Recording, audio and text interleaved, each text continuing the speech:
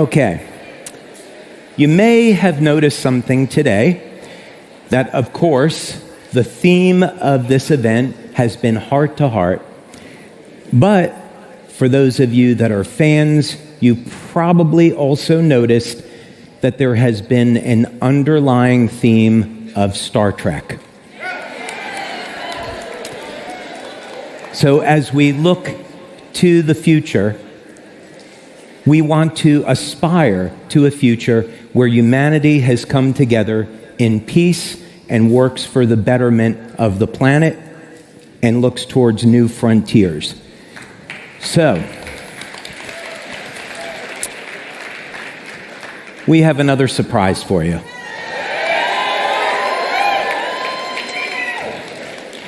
Jeff was up here a little bit earlier talking about our new corporate office in Utah. This is going to be 25,000 square feet, and we have the entire top floor of this building. So when it's done, we hope that you will come and visit. And when you do, and we have our grand opening, you are going to be treated to an enormous brand partner welcome center. Now, when we were going through laying out the floor plan for this, and I started speaking to the staff about this idea that I wanted to have a welcome center, so the idea would be brand partners come out to visit, they can hold meetings there, they can use our hologram technology that you've seen now to have meetings all over the world. But when you go into the Welcome Center, it should feel like you're stepping into the future. And why not have that Welcome Center look like something out of the 23rd century? So in order to do that, I started speaking with Jim Caldwell, who has connections in Hollywood. And as it turns out, we got someone from Star Trek to design it. So let me tell you about this person. His name is Doug Drexler. He has 43 years of experience in film and television. And he's been involved in makeup, conceptual design, illustration, graphics, and making full-scale models. Now, he has won both an American and British Academy Awards. And he's been nominated 8 times for Primetime Emmys, winning twice. He is a Saturn Award winner, a Visual Effects Society, and Peabody Award winner. Futurism has defined Doug, and he spent 20 years working on Star Trek.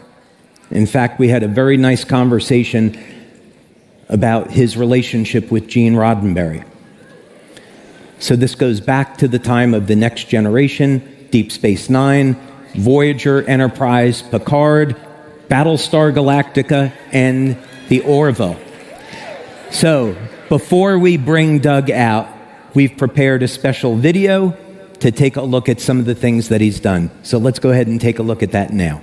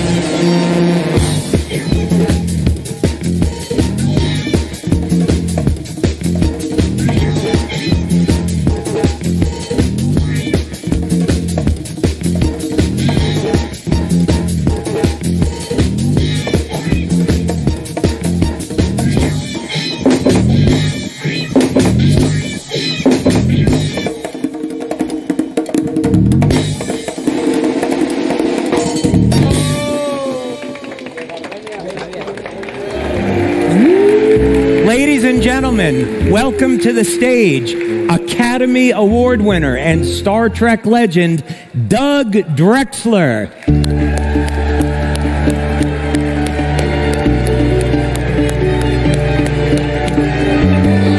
Look at this guy here.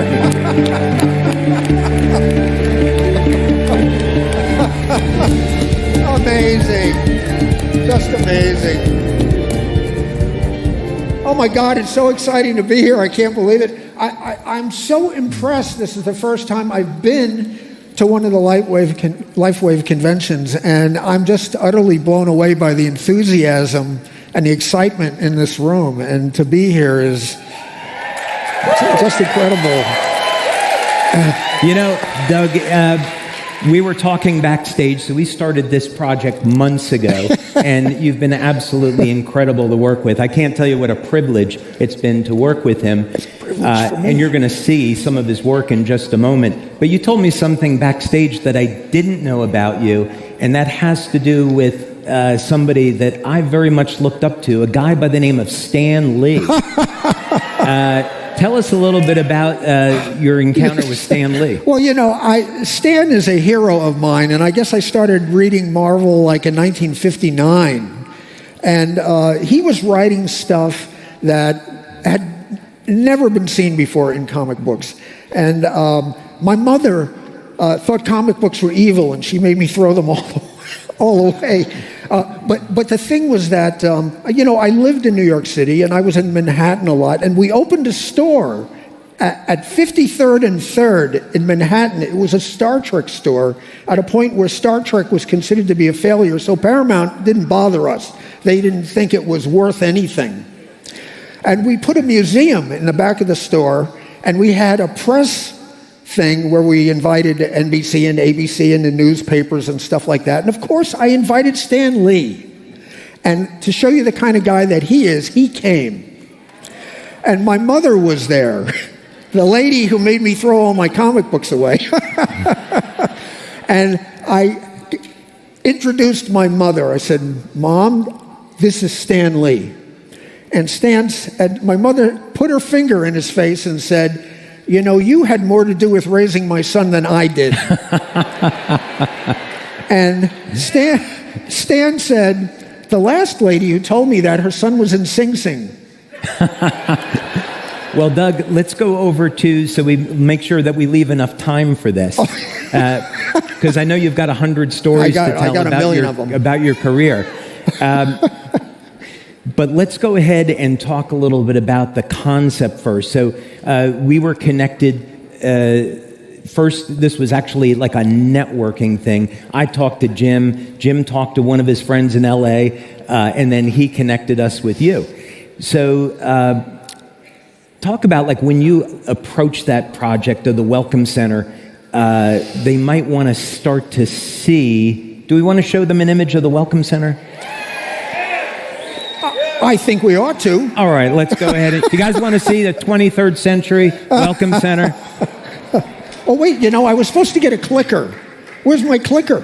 You came out without the clicker. Well, we can resolve that. We have hologram technology. We can beam the clicker in. Or we can ask this lovely lady, thank you, Jenny, this is the clicker, to bring in the clicker. Okay, that's an overview of the place. And actually, this isn't the space that we're going to be using. It was a space that we had earlier on. So this was some concept art, right? Concept stuff. Yeah.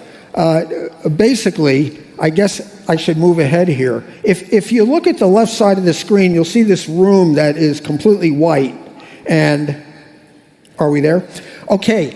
This first room, and with your permission, I'll refer to it as the Hollow Suite. Hollow Suite works. Where it's almost a white void where it's kind of cleansing your palate from the outside world to enter this world of LifeWave. And the only thing in that room, which is something that looks suspiciously like the monolith from 2001, that this gentleman will beam into that holographic booth and impart knowledge just like the monolith did. And basically, I think that was kind of our inspiration. It kind of organically grew into that. So the idea is we're going to have tours of the LifeWave office of the Welcome Center. So when you come in, there will be a hologram of me welcoming our new brand partners to our Welcome Center. So that's how we're going to utilize that space. Yeah. But what's really cool about this is that the way the walls are built out is you don't know that there's anything else beyond this. You don't know that, well, you just look like you're in a room, but if we zip over here, which is one of the walls, these walls actually will rise up into the ceiling, revealing this tunnel. That when you go in the tunnel, you're completely enveloped by this multimedia show that tells the story of LightWave. Yeah, this is, the tunnel is about 28 feet long, and it's covered in circular LEDs, right? LEDs that wrap around they have the tunnel. LED screens now that are flexible, that you could bend into almost any shape. And as a matter of fact, even transparent, which we'll be using later on when we get into the other parts of the Welcome Center. But we will eventually go in there, and you can see here's a view from inside where you've got all this amazing stuff happening, incredible fun graphics happening that will clue you, everybody who comes to visit, into all the excitement and the adventure of LifeWave. Yeah, so they come into this, and this is the opportunity to be learning about our products, our business opportunity, and our humanitarian work. So as people come into this part of the Welcome Center, because it's massive, again, I think most people would be thinking, oh, this is the Welcome Center. That has to be it. There can't be any more. Can't be any more. But there's more. So what will happen is at the end of this tunnel, another door will open up. And I'm just going to zip through here. The next room is kind of a cavalcade of LifeWave products, and it's filled with data centers that will be interactive and will impart knowledge about all of the different amazing products that this guy has come up with.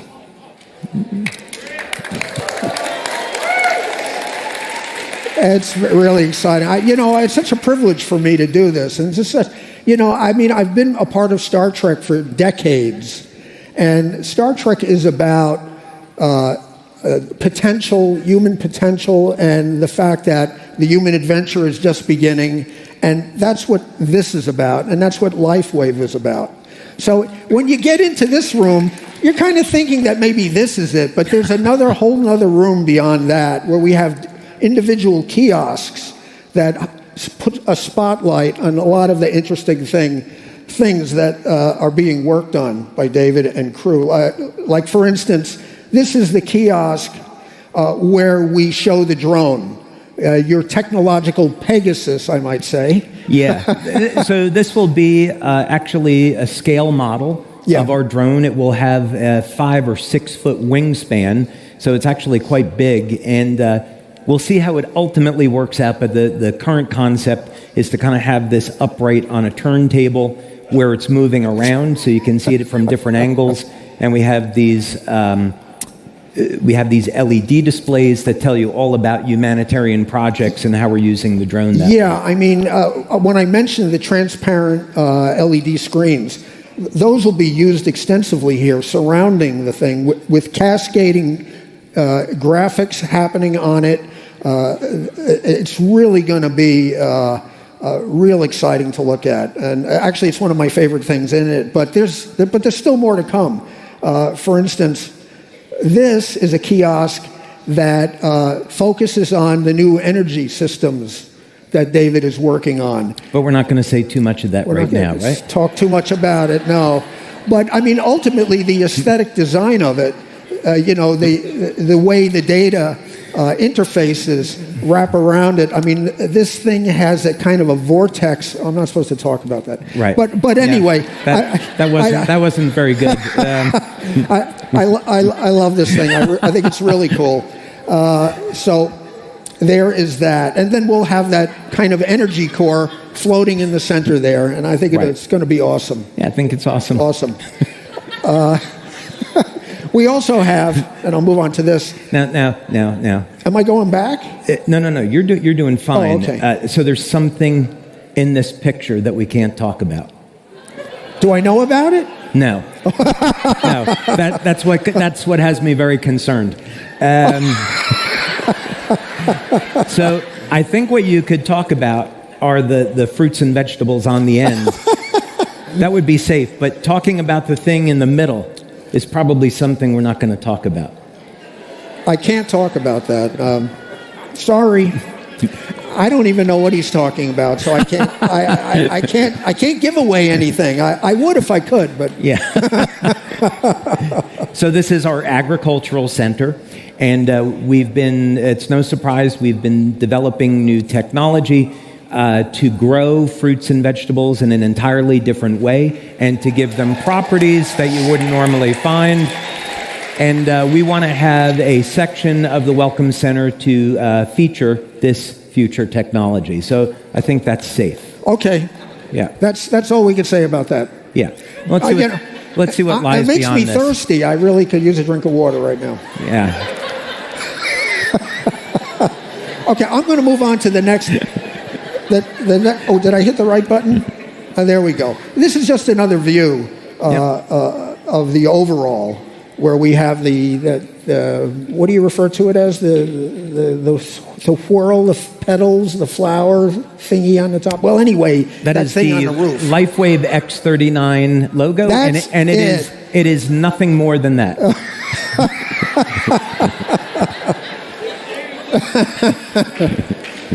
But yeah, it's all very exciting. This is just a sneak peek of it. We're still working on it. There's a lot of development still to come. And we just thought that it would be really fun to give you guys a little bit of a look at it at this point. Yeah, so Doug, I have a big round of applause for Doug Drexler on that. It's been amazing. So Doug, let's talk a little bit more about something. I mean, you've done an incredible job can I finish my Stan Lee story? Okay, finish your Stan Lee story. Sorry about that. I saw Stan a few years before he passed. A friend of mine, Barbara Luna, who was on the original Star Trek as the captain's woman, who's one of my dearest friends, she knew that I loved Stan, and she did an autograph show, a Hollywood autograph show at LAX, and she said, Stan is going to be there. You should come down and see him. And I'm like, of course. I'm there. And I went, and he's in the green room, and the guy's like 96 years old, and he's like the ever-ready Energizer bunny. He's back there cracking jokes and signing things, and he's just the most amazing guy. And one of his talents, and kind of like this guy here, is that he will make anyone he's talking to feel like the most important person in the room. And they're really amazing. So, you know, we chatted with him, and we took some pictures with him, and I said, Stan, back in 1977, and I told the story about the museum opening, how he came, how my mother was there. She stuck her finger in his face and said, you had more to do with raising my son. And he said, the last woman who told me that, her son was in Sing Sing, and he roared at his own joke, and it was a pretty good joke. And I said to him, Stan, I just wanted to let you know that you were my surrogate father. And he was touched. I felt pretty sure he heard that before, but, you know. And so as time went on, we all started mixing and moving around again. And about 20 minutes later, his handler comes in and says, Stan, we have to get you to the airport and get you to your plane. And so he's heading out, and I want to say something else to him. And I'm thinking, you know, he's 96 years old. He just met 100 people. He's probably forgotten we even had a conversation. And as he's reaching for the doorknob, he stops. He turns, finds me, and says, goodbye, my surrogate son. And that's the kind of guy he was. So, Doug, as we get ready to wrap up, one thing I think that is incredibly important, you have achieved the absolute pinnacle of success in your industry. And I would imagine you had a very supportive family growing up that supported your dreams, right? The thing is that both my parents were Depression-era kids, and then World War II happened, and, you know, it's like, I think the attitude was, I mean, they weren't stopping me, but their attitude was, you know, get your head out of the clouds and That's crazy stuff. No one does that kind of thing. And I have to say that one of the things that David said that really strikes me is that, and not that my parents made fun of me, although my father did say, if you spend half as much time on your schoolwork as you did on a TV show, you'd be okay. And he did go with me to the Academy Awards, so. Ladies and gentlemen, another big round of applause for Doug Drexler. Doug, thank you so much. Thank you so much, Doug. Thank you. Thank you. Thank you. Thank you. Thank you, Doug. Thank you.